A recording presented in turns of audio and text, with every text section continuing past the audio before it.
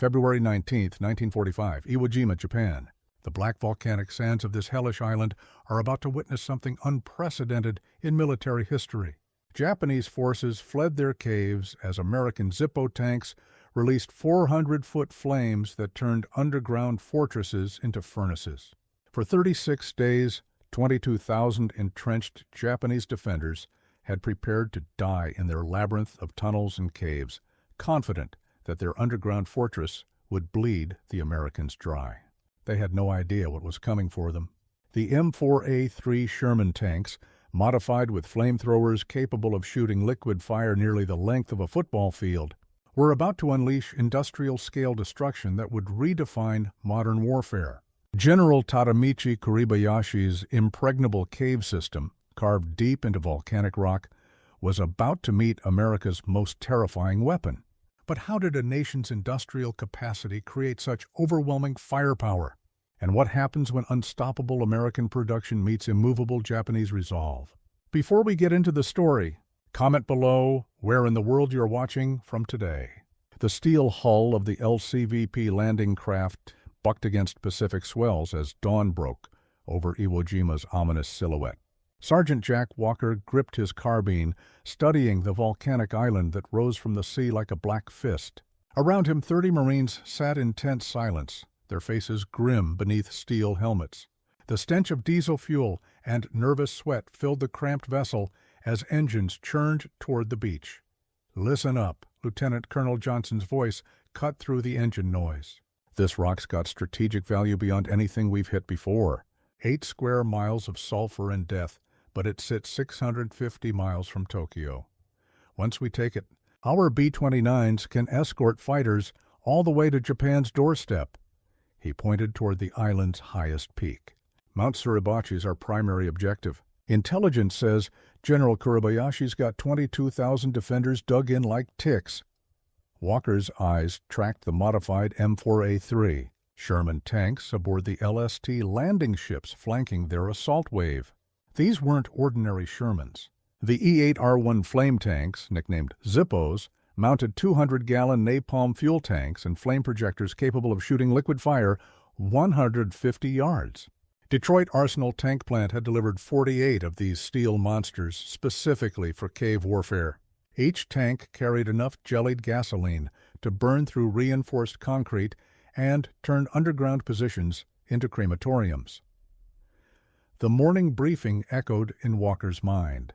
The Japs have spent 8 months carving this island into an underground fortress. 18 miles of tunnels connect caves, bunkers, and artillery positions. They're not planning to win. They're planning to bleed us white. The lieutenant colonel's words carried weight. That's where the Zippos come in. We're not going to dig them out.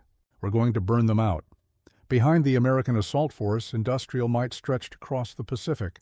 The Fifth Fleet alone represented production capacity that staggered imagination. 880 ships, including 18 aircraft carriers and 8 battleships. Every vessel, every weapon, every round of ammunition testified to America's overwhelming manufacturing superiority. The United States produced more steel in 1 month than Japan managed in an entire year. General Kuribayashi understood numbers. His defensive strategy acknowledged Japan's industrial inferiority by abandoning traditional beach defense tactics. Instead, his forces had transformed Iwo Jima into a subterranean maze designed to maximize American casualties while prolonging the inevitable. "We will fight to the last man," he had told his officers. "Every day we hold this island is one day closer to honorable peace." As landing craft approached the beach, Walker watched Zippo tanks rumble down LST ramps into shallow water. The modified Shermans displaced 35 tons each and mounted 75mm main guns alongside their flame weapons. Their crews had trained for months at Camp Pendleton, learning to coordinate napalm strikes with infantry advances. The psychological impact was intentional. Flame weapons created terror that conventional explosives couldn't match. The first shells screamed overhead at 0900 hours, marking the beginning of hell on Earth. Sergeant Walker's hands traced the cold steel hull of his assigned M4A3 R1 Zippo tank. Feeling the weight of its terrible purpose, Steam rose from the volcanic beaches as the modified Sherman prepared for its first combat deployment. The tank's flame projector, designated M10-8, could deliver jellied gasoline at temperatures exceeding 2,000 degrees Fahrenheit, hot enough to melt steel, and certainly hot enough to clear cave systems. Detroit Arsenal Tank Plant had worked 18-hour shifts to produce these specialized weapons. The modification process transformed standard M4A3 Shermans into mobile incinerators by removing the 75mm gun's coaxial machine gun and installing flame projection equipment. Two 200-gallon fuel tanks, mounted in the fighting compartment, fed compressed gas through a nozzle system that could accurately place flame streams at ranges up to 150 yards. Walker's crew chief, Sergeant Mike Torres, ran final equipment checks with mechanical precision. Fuel pressure nominal, ignition system green, main gun operational, he reported. The Zippo retained its 75mm cannon for bunker busting, but the flame weapon was its primary tool. Each tank carried enough napalm for 80 seconds of continuous firing, more than sufficient to clear multiple cave positions. The industrial statistics behind this moment defied comprehension. America's war production had reached impossible scales, 70,000 tanks manufactured since 1942, including 8,000 M4 Shermans produced monthly at peak capacity. A single Detroit factory outproduced Japan's entire tank manufacturing industry by a ratio of 10-1. While Japanese forces relied on Type 97 Chiha tanks with 25mm armor and 47mm guns, American Shermans mounted 76mm high-velocity cannons and carried armor twice as thick. Tank Commander Captain Robert Hayes climbed into his position, surveying the volcanic landscape through periscopes. Intelligence reports described an underground city, command bunkers connected by tunnels, artillery positions carved into cliff faces, machine gun nests hidden behind camouflaged openings. Japanese engineers had spent 8 months creating defensive positions that could withstand conventional bombardment. They had not prepared for flame weapons. The psychological preparation proved as crucial as technical training. Hayes had briefed his crew extensively on flame weapon employment. We're not just burning buildings, we're clearing fortified positions. The enemy expects us to assault caves with explosives and small arms. Instead, we're bringing industrial-scale fire. The flame projector's reach exceeded infantry flamethrowers by 100 yards, allowing Zippo tanks to engage cave entrances from positions beyond Japanese machine gun range. American industrial capacity had created weapons that Japanese military doctrine couldn't counter. While enemy forces prepared for prolonged siege warfare, American factories delivered tools that rendered underground fortifications obsolete. The M10-8 flame projector represented engineering solutions to tactical problems, democracy's answer to totalitarian defensive strategies. Torres completed his pre-combat checklist as morning bombardment intensified. All systems ready, Captain? Fuel tanks topped off, pressure steady at 320 psi, flame gun traverses smooth. Each crew member understood his role in the mechanical ballet of destruction. Driver, gunner, loader, commander, 4 men operating a 35-ton weapon system designed to eliminate entrenched resistance through overwhelming firepower. The radio crackled with coordination calls as infantry units prepared to advance behind tank support. Walker's stomach tightened as he realized the magnitude of their mission.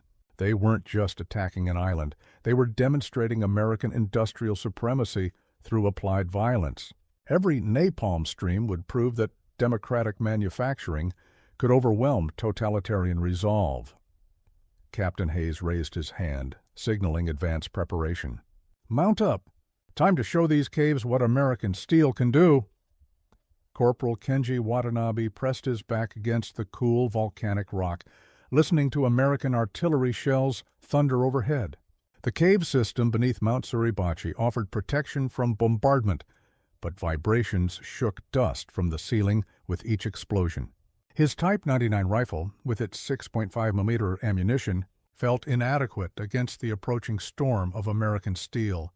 General Kuribayashi's defensive strategy had transformed Iwo Jima into an underground fortress designed to maximize enemy casualties. 18 miles of tunnels connected 1,500 rooms carved into volcanic rock. Artillery positions, command bunkers, hospitals, and ammunition storage areas formed a subterranean city capable of sustaining prolonged siege. Japanese engineers had created positions that could withstand direct battleship bombardment while maintaining fields of fire.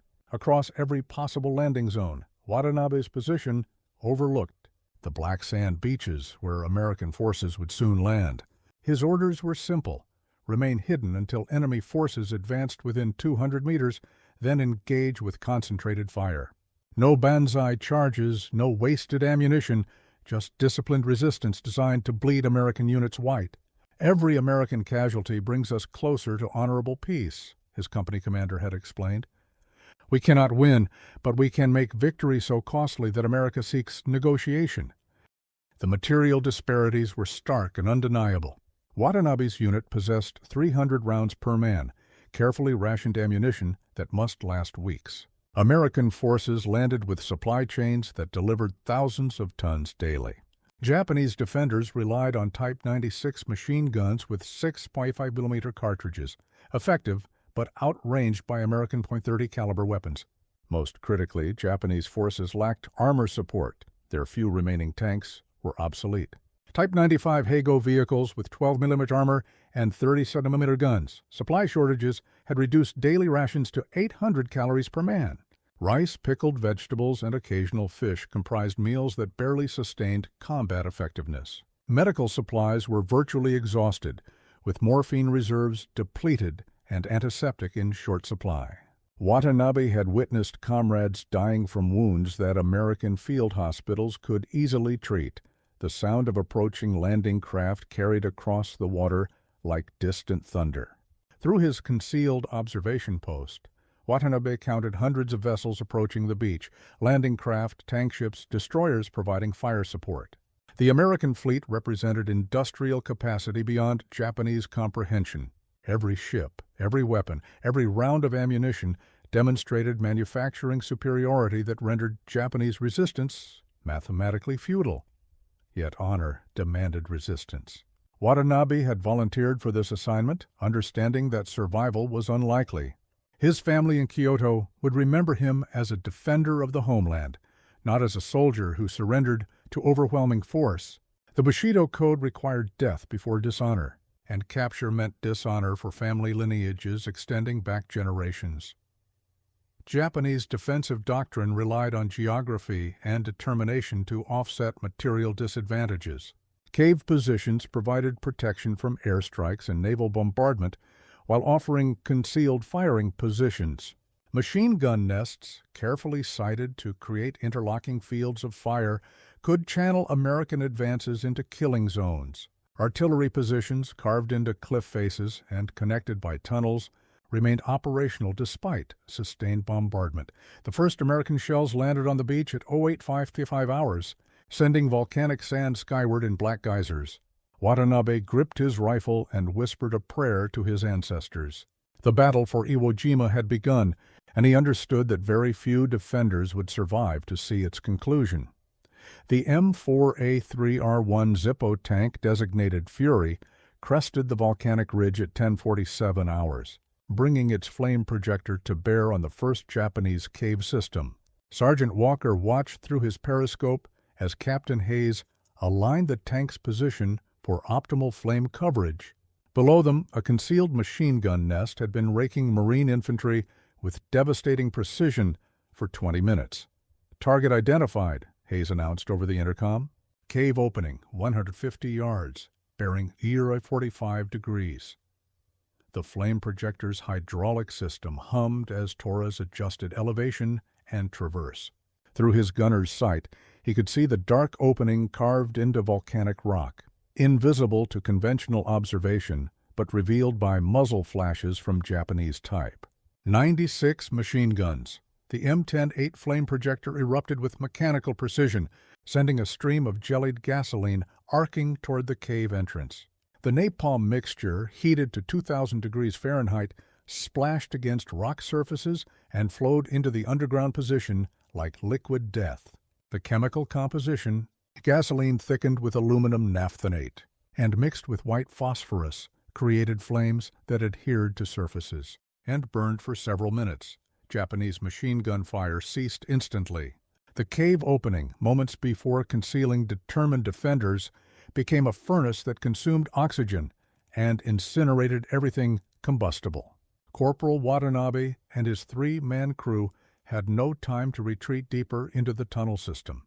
The flame front moved faster than human reaction time, filling the chamber with superheated gases that killed through oxygen depletion before flames reached their positions. Walker felt his stomach clench as screams echoed from the burning cave. The Zippo tank's effectiveness exceeded all training scenarios. A single flame burst had eliminated a position that might have required hours of infantry assault with conventional weapons. The tactical mathematics were undeniable. American industrial capacity had created weapons that rendered traditional defensive tactics obsolete. Second target. 200 yards, bearing 120 degrees, Hayes called out. Torres swiveled the flame projector toward another concealed position, this one camouflaged behind volcanic rocks and shrubs. Japanese engineers had spent months creating invisible firing positions, but flame weapons could clear areas regardless of camouflage or concealment. The second napalm stream struck with equal precision, sending orange flames cascading down the cliff face. Underground ventilation systems designed to provide fresh air during prolonged siege became conduits for superheated gases that penetrated deep into tunnel networks. Positions connected to the burning chamber became uninhabitable as temperatures rose beyond human endurance. Marine infantry followed behind the Zippo tank's advance, moving through areas that minutes before had been killing zones. The psychological impact proved as significant as tactical effectiveness. Japanese defenders, witnessing flame weapons for the first time, abandoned positions that might have been held for days against conventional assault. The underground fortress, designed to withstand explosives and small arms fire, offered no protection against liquid fire that flowed around corners and through. Ventilation systems, Torres checked his fuel gauges, 60 seconds of flame projection remaining from the initial 200-gallon load. Each burst consumed approximately 8 seconds of fuel, meaning the tank could clear 7 more positions before requiring resupply. American logistics had anticipated this consumption rate, with fuel trucks positioned to support sustained flame operations throughout the assault. The radio crackled with reports from other Zippo tanks. Baker II cleared 3 cave systems, proceeding to secondary objectives. Charlie 4 engaged bunker complex. Enemy resistance eliminated. Delta 1 requires fuel resupply. Positions secured for logistics. Captain Hayes surveyed the burning landscape through his commander's periscope. The flame weapons had transformed Iwo Jima's defensive advantages into death traps, turning concealed positions into furnaces that consumed their occupants. American industrial supremacy had created tactical solutions that Japanese defensive doctrine couldn't counter. Mount Suribachi loomed above the advancing marine columns like a volcanic monument to futility. Corporal Watanabe, miraculously alive after his position's initial overrun, retreated through tunnel systems that connected the mountain's underground defenses.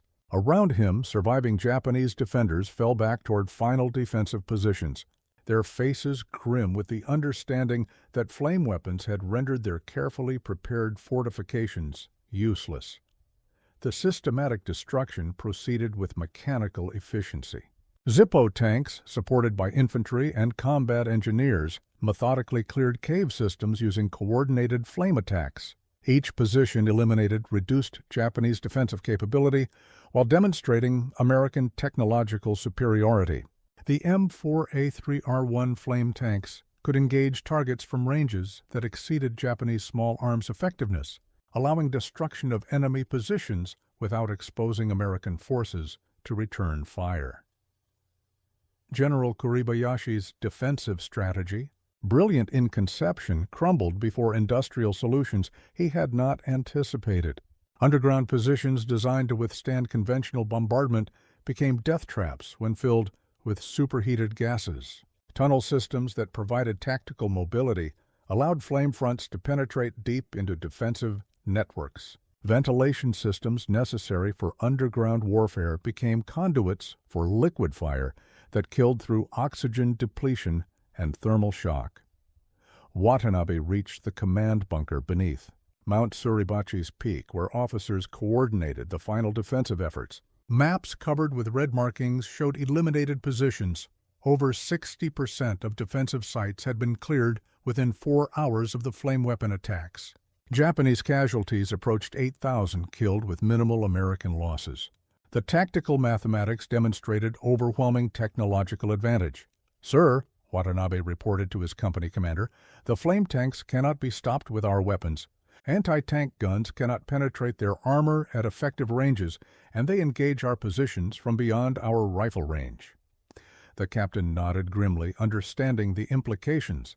Japanese defensive doctrine relied on close-range engagement where superior marksmanship and determination could offset material disadvantages. Flame weapons eliminated close-range combat by clearing positions from standoff distances.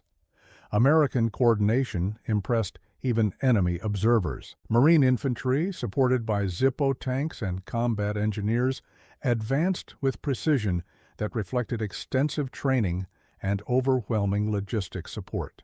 Tank infantry coordination allowed Marines to secure cleared areas while flame tanks engaged subsequent targets.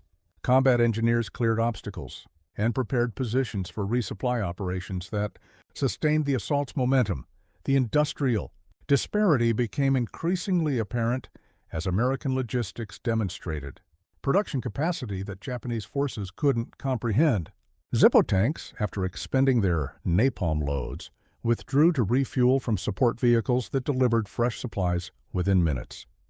American forces consumed ammunition, fuel, and equipment at rates that exceeded Japanese production for entire months. Torres, aboard Fury, completed his third refueling operation of the day. "Fuel tanks topped off, pressure nominal, ready for continued operations," he reported. The logistics chain supporting flame tank operations required coordination between ammunition companies, fuel transport units, and maintenance crews. American Industrial Organization delivered synchronized support that kept weapon systems operational. Despite intensive utilization, Watanabe watched through an observation port as another wave of Zippo tanks approached Mount Suribachi's lower slopes. Each tank carried death measured in gallons, 200 gallons of jellied gasoline that could clear multiple cave systems with scientific precision. The mountain's defensive positions, carved with months of labor and positioned with tactical expertise, would be eliminated within hours by weapons that Japanese military doctrine had never anticipated. The radio in the command bunker crackled with final defensive orders. "All units withdraw to final positions. Prepare for last stand." Watanabe checked his rifle's ammunition, 18 rounds remaining. Around him, surviving defenders prepared for close combat that would likely never occur. American flame weapons would clear their positions from distances that prevented effective return fire. Sergeant Walker climbed from his Zippo tank's commander's hatch, surveying the smoldering landscape that had once been Iwo Jima's defensive network. The acrid smell of burnt napalm mixed with sulfur from the volcanic soil, creating an atmosphere that stung the eyes and throat. Around him, Marine infantry secured positions that hours before had been impregnable enemy strongholds. The human cost statistics painted a stark picture of technological warfare's evolution. American casualties numbered 6,800 killed and 19,200 wounded, significant losses that reflected Iwo Jima's strategic importance and enemy determination. However, Japanese casualties approached 21,000 killed with fewer than 300 survivors, demonstrating flame weapons' devastating effectiveness against entrenched positions. Captain Hayes emerged from Fury, his face blackened with smoke and fatigue. 37 cave systems cleared, 0 mechanical failures, ammunition expenditure within projected parameters, he reported to the battalion commander. The Zippo tanks had performed beyond specifications, validating design modifications and tactical employment doctrine developed at Aberdeen Proving Ground. The psychological impact extended beyond immediate tactical results. Marines who had anticipated weeks of bloody cave-to-cave fighting witnessed positions cleared within minutes by flame weapons. The industrial solution to tactical problems demonstrated American manufacturing's ability to create specialized tools for specific military requirements. Democracy's productive capacity had generated weapons that totalitarian military traditions couldn't counter. Walker studied his hands, noting the slight tremor that followed intense combat. The moral weight of employing flame weapons created emotional burdens that technical specifications couldn't address. Each cave system cleared represented human lives extinguished by superheated gases and liquid fire. The tactical necessity was undeniable, but the personal cost lingered in memories that would never fade. Telling and preparing this story took us a lot of time, so if you are enjoying it, subscribe to our channel. It means a lot to us. Now back to the story. Torres performed post-combat maintenance on the flame projector system, checking seals and connections for damage from sustained operations. System integrity maintained throughout engagement, he reported. Recommended replacement of primary ignition elements and thorough cleaning of fuel delivery. Components. The mechanical precision contrasted sharply with warfare's human dimensions. Marine. Infantry units advanced toward Mount Suribachi's peak, where the American flag would soon fly as a symbol of victory and sacrifice. The iconic image captured by photographer Joe Rosenthal would represent American resolve and the price of democratic freedom. However, the flag raising also symbolized industrial supremacy, the triumph of mass production over individual courage. The tactical lessons emerging from Iwo Jima would influence military doctrine for decades. Flame weapons proved decisively effective against fortified positions, validating American investment in specialized equipment for specific tactical requirements. The coordination between armor, infantry, and logistics demonstrated systematic approaches to warfare that leveraged industrial advantages. Watanabe, among the few Japanese survivors, witnessed the flag ceremony from his prison compound. The American victory represented more than territorial conquest. It demonstrated productive capacity that rendered traditional military virtues obsolete. Courage, honor, and tactical skill could not overcome industrial advantages measured in tons of steel and gallons of napalm. As evening fell over Iwo Jima, Walker reflected on the day's significance. The battle had proven that American democracy, properly equipped and organized, could overcome any defensive position through applied technology. The victory belonged not just to individual Marines, but to the industrial system that created their weapons and sustained their advance. The black sands of Iwo Jima, stained with blood and scorched by flame, bore witness to warfare's evolution from individual heroism to industrial dominance. Margaret Ellis wiped grease from her hands as the factory whistle announced the shift. Change at Detroit Arsenal tank plant. Around her, thousands of workers emerged from production lines where M4 Sherman tanks rolled off assembly belts with mechanical precision. The industrial symphony, hammer blows, welding arcs, diesel engines roaring to life, represented democracy's answer to totalitarian aggression. The production statistics defied comprehension. Detroit Arsenal alone manufactured 1,200 Sherman tanks monthly, operating 24 hours daily with 3 complete shifts. American tank production exceeded 70,000 units since 1942, outproducing Germany and Japan combined by ratios that rendered enemy manufacturing capacity statistically insignificant. A single American factory delivered more armored vehicles than entire Axis nations could manufacture. Margaret's husband served with the 82nd Airborne in Europe, while her son prepared for Pacific deployment aboard USS Essex. The war had touched every American family, but industrial mobilization provided purpose and pride that sustained morale through separation and sacrifice. Women comprised 40% of Arsenal workers, operating machinery and performing skilled labor previously reserved for men. The transformation of American industry represented unprecedented economic mobilization. Automobile factories converted to tank production, applying mass manufacturing techniques to military equipment. Ford's Willow Run plant, originally designed for B-24 bomber production, demonstrated assembly line principles applied to complex weapons systems. Industrial efficiency, refined through decades of commercial competition, created military production capacity that enemy nations couldn't match. Ellis operated a turret ring grinding machine, ensuring precise tolerances for Sherman tank main guns. Her workstation processed 12 turret assemblies per shift, each component meeting specifications accurate to thousandths of an inch. Quality control procedures, developed by industrial engineers, maintained standards that guaranteed battlefield reliability under combat conditions. The human dimension of war production extended beyond factories to communities transformed by industrial mobilization. Detroit's population swelled with workers recruited from across America, creating housing shortages and social tensions that tested democratic institutions. However, shared purpose defeating.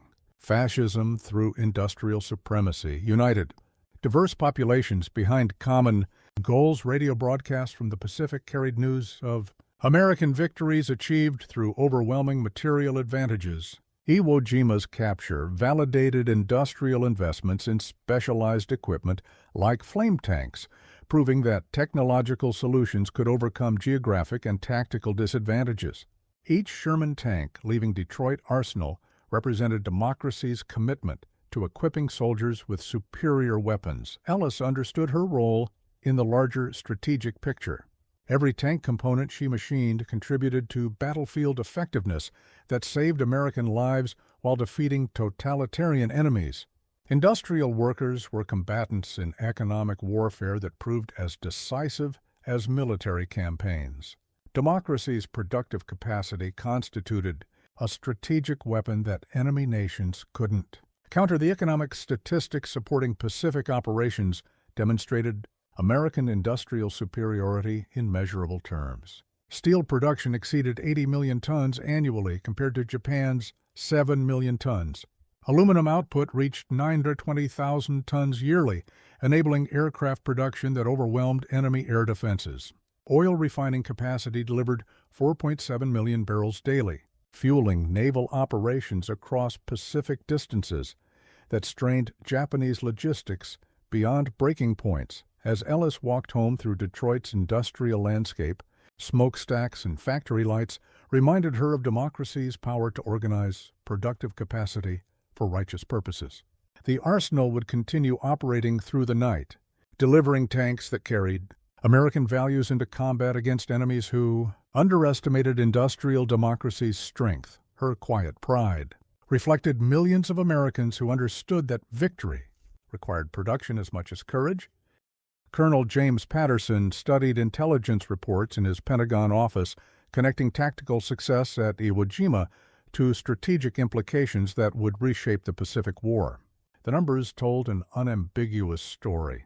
American industrial capacity had created battlefield advantages that rendered Japanese defensive strategies obsolete. Iwo Jima's strategic value justified its terrible cost through geographic positioning that supported direct assault on Japan's home islands. The captured airfields provided bases for P-51 Mustang fighters to escort B-29 bombers throughout their range, eliminating Japanese air defenses through sustained bombardment. Strategic bombing, supported by Iwo Jima's airstrips, would devastate Japanese industrial capacity and civilian morale. The production comparisons illustrated overwhelming American advantages in every material category. United States aircraft production reached 96,000 units annually, while Japan managed 28,000 aircraft with inferior specifications and declining quality. American shipbuilding delivered 2,700 vessels yearly, compared to Japan's 500 ships that couldn't replace losses. Sustained and Pacific campaigns. Patterson reviewed flame tank effectiveness, reports that validated specialized weapon development programs. The M4A3 Zippo tanks had cleared entrenched positions with efficiency that exceeded all projections, proving that industrial solutions could overcome tactical problems that conventional weapons couldn't solve. The flame projector's 150-yard range allowed engagement of cave systems from positions beyond enemy small arms effectiveness. Japanese defensive doctrine, brilliant in conception, had failed to anticipate technological solutions that American industrial capacity could provide. Underground fortifications designed to withstand conventional bombardment became death traps when filled with superheated gases from flame weapons. The tactical advantage shifted decisively toward forces equipped with specialized tools for specific military requirements. Strategic planners recognized Iwo Jima's capture as the beginning of Japan's final collapse. Industrial bombing campaigns launched from captured airfields would destroy remaining Japanese manufacturing capacity while demonstrating American ability to project power across Pacific distances. The psychological impact on Japanese leadership would accelerate surrender negotiations that military defeats had initiated. The economic warfare dimensions became increasingly apparent as American production sustained operations that exhausted enemy resources. Pacific Fleet operations consumed fuel and ammunition at rates that exceeded Japanese production capacity for entire years. American logistics delivered supplies across ocean distances. That strained Japanese merchant marine beyond breaking. Points. Patterson examined casualty ratios that reflected technological advantages, translated into battlefield effectiveness. American forces sustained losses of approximately 28,000 casualties while inflicting over 110,000 enemy casualties, kill ratios that demonstrated superior equipment, training and logistic support. Industrial superiority had created tactical advantages that individual courage couldn't overcome. The strategic implications extended beyond immediate military results to post-war considerations. American industrial capacity, demonstrated through Pacific victories, would establish United States leadership in global affairs while proving democratic systems' superiority over totalitarian alternatives. Economic productivity constituted strategic power that would shape international relations for decades. Intelligence. Reports from Japan indicated widespread recognition that continued. Resistance was futile against American industrial supremacy. Japanese leadership understood that material disparities rendered military victory impossible, regardless of individual determination or tactical skill. The decision to surrender would reflect acknowledgement of productive capacity as decisive strategic factor. As Patterson prepared briefing materials for Joint Chiefs of Staff, he recognized Iwo Jima's significance as proof that democracy, properly organized and equipped, could overcome any enemy through applied technology and industrial organization. The victory belonged to American manufacturing as much as Marine heroism. The USS Missouri rode at anchor in Tokyo Bay as representatives of defeated Japan prepared for surrender ceremonies that would end the Pacific War. Admiral Chester Nimitz watched the final act of a conflict that had demonstrated American industrial supremacy through overwhelming material advantages applied with systematic precision. Iwo Jima's capture had accelerated Japan's collapse by providing bases for strategic bombing, campaigns that devastated enemy industrial capacity. B-29 superfortresses, escorted by P-51 Mustangs operating from captured airfields, delivered 147,000 tons of explosives that destroyed Japanese manufacturing centers and transportation networks. The industrial bombing campaign proved that American productive capacity could project destruction across Pacific distances. The statistical dimensions of American victory defied comprehension. United States war production had delivered 324,000 aircraft, 2.4 million vehicles, 370,000 artillery pieces, and 5,400 naval vessels. A single American factory's monthly output exceeded entire enemy nations' annual production in most categories. Democracy's productive capacity had created military advantages that totalitarian systems couldn't match. General Douglas MacArthur reflected on the strategic transformation that American industry had achieved. The same manufacturing capacity that produced civilian automobiles had converted to tank production, applying mass production techniques to military equipment. Industrial efficiency, refined through commercial competition, generated weapon systems that overwhelmed enemy forces through superior quantity and quality. The flame tanks that cleared Iwo Jima's caves represented specialized solutions to tactical problems that American engineering could address. Industrial research and development programs created weapons for specific military requirements, demonstrating democracy's ability to innovate under pressure while maintaining production quality. Technological advantages multiplied battlefield effectiveness beyond traditional military calculations. Japanese representatives aboard. Missouri understood that surrender acknowledged industrial realities as much as military defeat. American productive capacity had sustained operations across Pacific distances while delivering overwhelming firepower that rendered defensive positions obsolete. Material advantages, measured in tons of steel and gallons of fuel, had proven decisive against courage and tactical skill. The human cost of industrial warfare remained sobering despite victory's strategic significance. American casualties exceeded 400,000 killed throughout the Pacific Campaign, reflecting enemy determination and geographic challenges that technology couldn't completely overcome.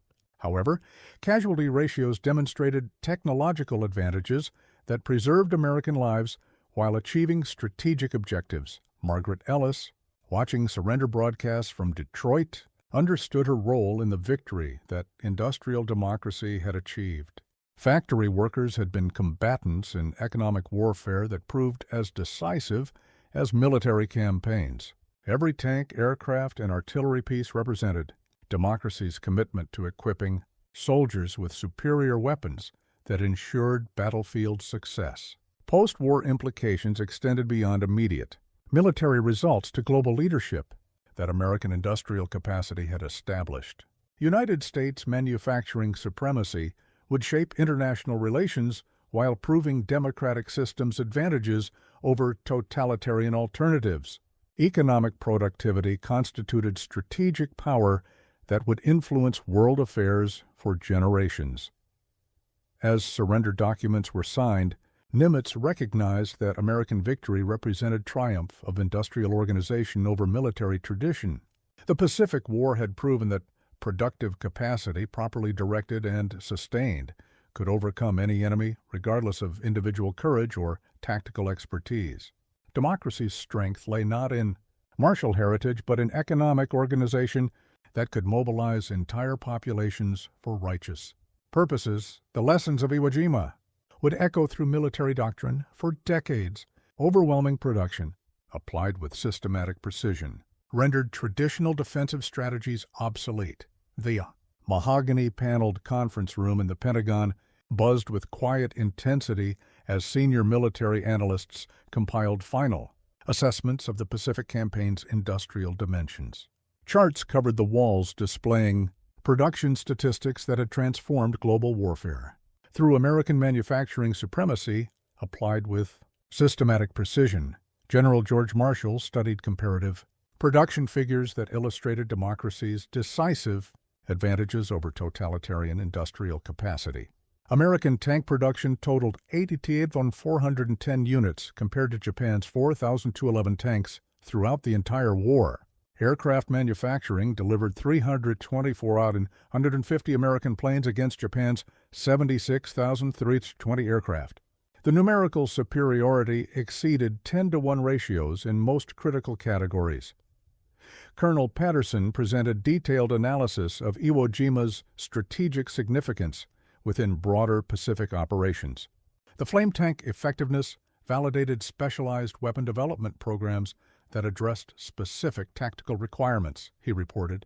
Industrial engineering created solutions that rendered enemy defensive doctrine obsolete through technological advantages that individual courage couldn't overcome. The M4A3 Zippo tanks had demonstrated American ability to modify existing weapon systems for specialized requirements. The flame projector modification, developed at Aberdeen Proving Ground, transformed standard Sherman tanks into cave-clearing weapons that eliminated entrenched positions from standoff ranges. Industrial flexibility allowed rapid deployment of technological solutions to battlefield problems. Admiral Ernest King examined naval production statistics that supported Pacific operations across oceanic distances. American shipbuilding delivered 5,425 vessels, including 141 aircraft carriers that provided mobile airfields for sustained operations. Japanese naval construction managed 678 ships total, insufficient to replace losses sustained in carrier battles that demonstrated American industrial advantages. The economic warfare dimensions proved as decisive as military campaigns in Heist, achieving strategic objectives. American steel production reached 89.7 million tons annually, while Japan managed 7.8 million tons at peak capacity.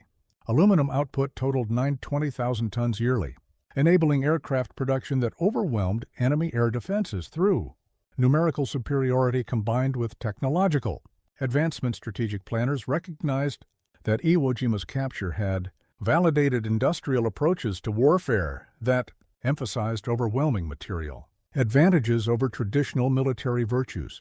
Flame weapons eliminated cave systems that conventional explosives couldn't clear, proving that technological solutions could overcome geographic and tactical disadvantages through applied engineering. The psychological impact extended beyond immediate battlefield. Results to enemy recognition that continued. Resistance was futile against American productive capacity. Japanese leadership understood that material disparities rendered military victory impossible regardless of individual determination or tactical expertise. Industrial supremacy had become a strategic weapon that totalitarian systems couldn't. Countered. Marshall reviewed casualty statistics that reflected technological advantages, translated into preserved American lives. Pacific Campaign losses totaled 4,800 American casualties, while inflicting over 2.7 million enemy casualties. Kill ratios that demonstrated superior equipment, training, and logistic support sustained by industrial organization. The production achievements represented democratic mobilization that transformed civilian manufacturing into military supremacy.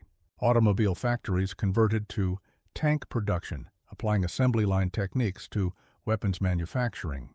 Aircraft plants delivered bombers using mass production methods that multiplied output beyond enemy comprehension. As the briefing concluded, senior officers recognized that American victory represented triumph of industrial democracy over totalitarian military tradition.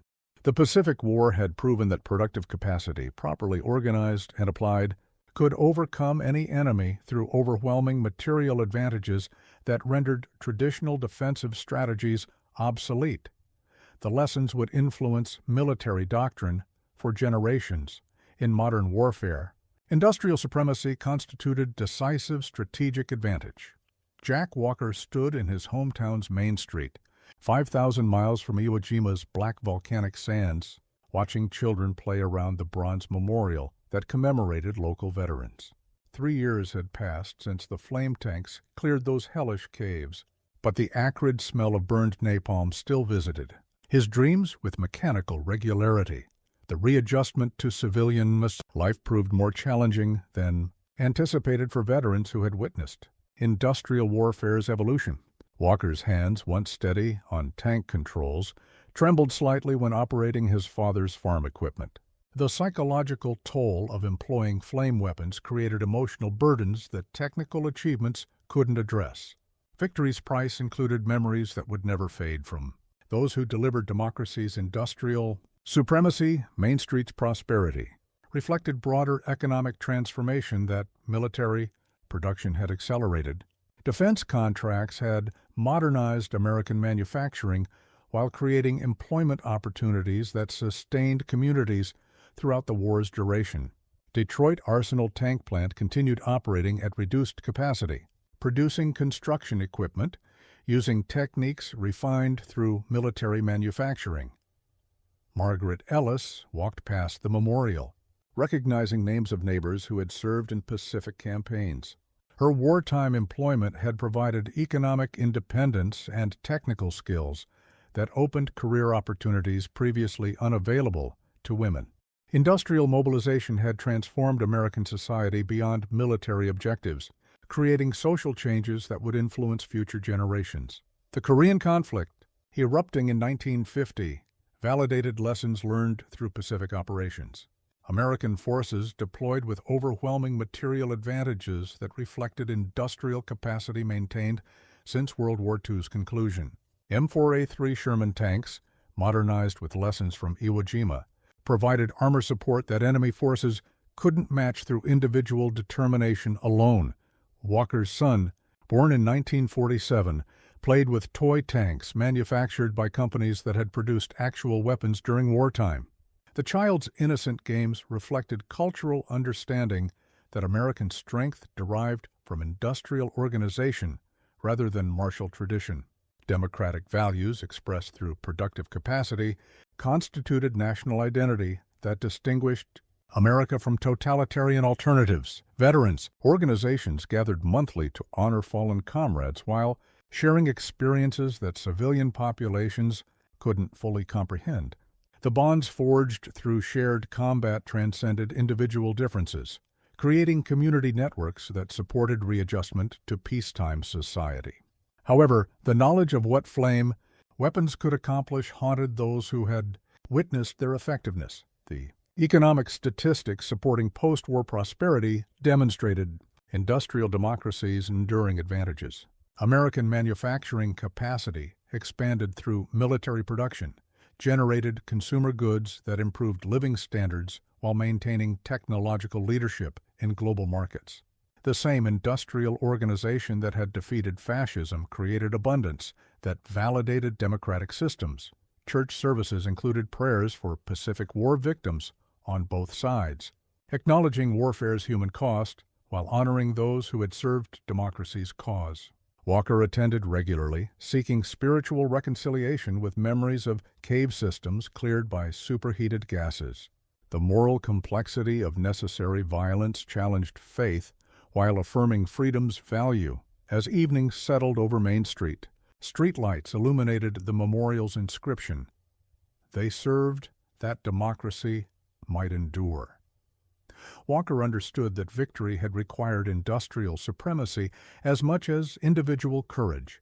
The flame tanks that cleared Iwo Jima represented American values translated into overwhelming technological advantage. The price of freedom included memories of what industrial warfare demanded from those who delivered democracy's triumph. The Iwo Jima Memorial in Arlington, Virginia, stood silhouetted against the dawn sky as veterans gathered for the 25th anniversary commemoration. Joe Rosenthal's iconic photograph, captured in bronze by sculptor Felix de Weldon, represented more than military victory. It symbolized industrial democracy's triumph over totalitarian systems through overwhelming productive capacity applied with systematic precision. Jack Walker, now graying and wearing his dress uniform with quiet dignity, stood among survivors who understood the memorial's deeper significance. The flag-raising moment had become America's most recognizable military image, but the tactical reality behind the photograph reflected flame weapons that had eliminated Japanese resistance through technological advantages that individual courage couldn't overcome. The ceremony attracted representatives from defense, industries that had evolved from wartime manufacturing into global corporations. Detroit Arsenal Tank Plant, now General Dynamics Land Systems, continued producing armor systems using techniques refined through World War II production. Industrial capacity demonstrated through Pacific victories had established American leadership in military technology that influenced international relations for decades. Admiral Nimitz, delivering the commemorative address, reflected on strategic lessons that remained relevant to contemporary challenges. Iwo Jima proved that democratic systems, properly organized and equipped, could overcome any enemy through applied technology and industrial organization, he observed. Victory belonged to American manufacturing as much as Marine heroism. The statistical dimensions retained their power to astound even informed observers. American war production had delivered 324,000 aircraft, 2.4 million vehicles, and 88,000 tanks, while sustaining operations across Pacific distances that strained enemy logistics beyond breaking points. Industrial supremacy had created tactical advantages that rendered traditional military virtues insufficient against overwhelming material advantages. Margaret Ellis, now retired from defense manufacturing, watched the ceremony with pride tempered by understanding of warfare's human cost. Factory workers had been combatants in economic warfare that proved as decisive as military campaigns. Every weapon produced represented democracy's commitment to equipping soldiers with superior tools that ensured battlefield success while preserving American lives. The flame tank veterans formed a distinct group within the larger gathering, bound by shared knowledge of what those weapons had accomplished against entrenched resistance. The M4A3 Zippo tanks had validated specialized equipment development that addressed specific tactical requirements through industrial engineering solutions. Technological innovation had overcome geographic disadvantages that conventional weapons couldn't address. Historical analysis continued revealing new dimensions of American industrial achievement during World War. Two recent scholarship emphasized production, statistics that defied comprehension, single factories outproducing entire enemy nations, monthly output exceeding annual foreign capacity, casualty ratios that reflected overwhelming technological superiority. Democracy's productive strength had constituted strategic weapons that totalitarian systems couldn't match. The memorial's enduring significance extended beyond historical commemoration to contemporary understanding of American power's foundation. Industrial capacity maintained through defense spending and technological research provided national security advantages that influenced global affairs while deterring potential enemies. Economic productivity remained a decisive strategic factor in international relations. As the ceremony concluded, with taps played across Arlington's rolling hills, Walker reflected on the price of freedom that industrial warfare had demanded. The flame tanks that cleared Iwo Jima's caves represented American values translated into overwhelming force applied for righteous purposes. Victory had required both individual sacrifice and collective industrial organization. The black volcanic sands of Iwo Jima, 8,000 miles distant, bore eternal witness to democracy's triumph through productive supremacy. If you enjoyed the story, I handpicked this next story that you will enjoy. Please don't miss this one. Click here to watch it.